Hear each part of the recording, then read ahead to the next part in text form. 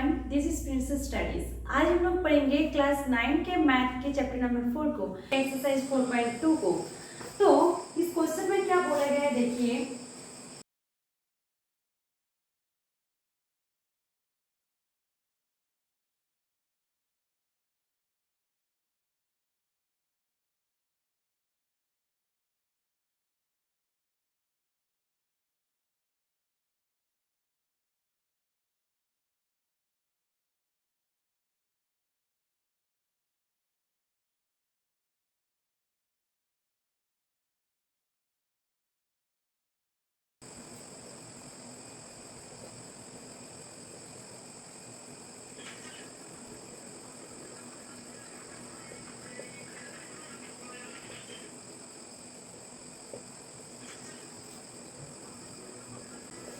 देखिए क्वेश्चन में क्या बोला गया है, निम्नलिखित विकल्पों में कौन सा विकल्प सत्य है और क्यों। y is equal to 3x plus 5 एक समीकरण दिया हुआ है, तो हम लोग को देखना होगा कि ये जो समीकरण है तो इसका कितना हल होगा। अगर एक हल होगा है, एक क्या बात दो हल है और क्या अपरिमित रूप से अनेक हल है, इसको हम लोग को देखना है, फिर इसको एक्सप्लेन करना होगा। देखिए इसका हल क्या होगा।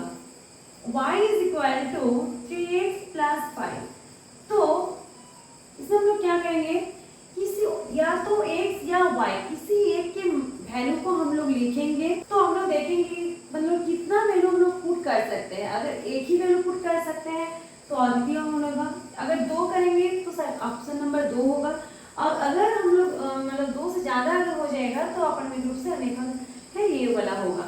तो हम लोग चेक करेंगे। देखिए ये y इज इक्वल टू दिया हुआ है, तो पहले हम लोग x इज इक्वल टू 0 लेंगे, तो y इज इक्वल टू क्या हो जाएगा 3 इंटू 0 प्लस 5।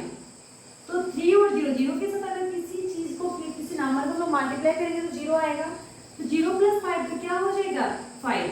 फिर x इज इक्वल टू 1 लेंगे, y is equal to 3 into 1 plus 5 तो 8 हो जाएगा। फिर x इज इक्वल टू हम लोग 6 लेंगे, तो क्या हो जाएगा 3 6 से 18 प्लस 5 तो 23। मतलब यहाँ से हम लोग x का वैल्यू हम लोग अनंत तक मतलब इंफिनिटी तक हम लोग एक दो नहीं इसके ज्यादा भी हम लोग ले सकते हैं, तो इसलिए क्या हो जाएगा अपरिमित रूप से अनेक। देखिए सेकंड नंबर क्वेश्चन, निम्नलिखित समीकरणों में से प्रत्येक समीकरण के 4 हल लिखिए। यहाँ पर समीकरण दिया हुआ है, इसका 4 वैल्यू हम लोग को निकालना होगा। तो फर्स्ट क्वेश्चन में क्या बोला गया है देखिए, 2x + y = 7। तो इक्वल के इस साइड में दोनों चर है x और y, तो x का हम लोग दो चर को नहीं रख सकते हैं। क्या करेंगे, किसी एक चर को हम लोग इक्वल के इधर रखेंगे और दूसरा को उधर रखेंगे।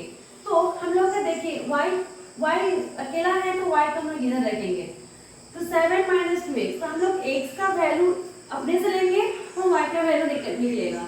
तो हम लोग लिखेंगे x इज इक्वल टू 0, तो y इज इक्वल टू क्या होगा 7 - 2 इंटू 0, तो y इज इक्वल टू 7 - 0 तो 7 हो जाएगा।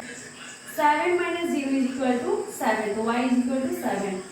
4 हल बोला गया तो 1 लेंगे, y is equal to 7 - 2 into 1, तो 7 - 2 तो y इज इक्वल टू 5।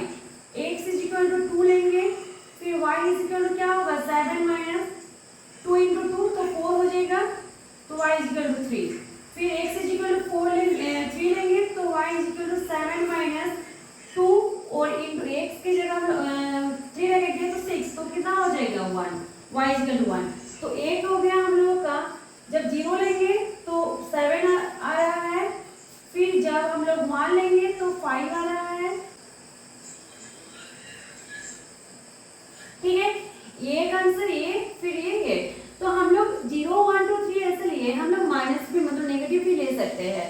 फिर इधर देखिए y इज इक्वल टू 9 - 5, तो क्या x का वैल्यू हम लोग अपने से रखेंगे और y का वैल्यू निकलेगा, तो x की जगह 0, y is equal to 9 - 5 into 0 तो 0। मतलब हम लोग किसी संख्या को 0 से मल्टीप्लाई करेंगे या डिवाइड करेंगे वो 0 ही आता है। x इज इक्वल टू 1, तो y is equal to 9 - 5 into 1 तो 5 हो जाएगा। 3 लेंगे, y 9 - 3 पाई, क्योंकि पाई इंटू 3 तो 3 पाई हो जाएगा। फिर हम लोग x इज इक्वल टू 5 लेंगे, तो 9 - 5 पाई। इधर देखिए y के वैल्यू, अब हम लोग y का वैल्यू लेंगे, क्योंकि x का अकेला है तो इसको हम लोग और नहीं लिखेंगे तो फिर से y का वैल्यू लेंगे।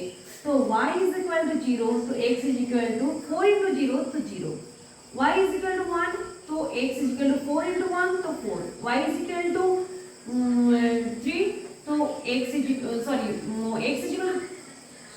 y इज इक्वल टू 3 तो x इज इक्वल टू 12, या तो हम लोग दूसरा कुछ भी ले सकते हैं।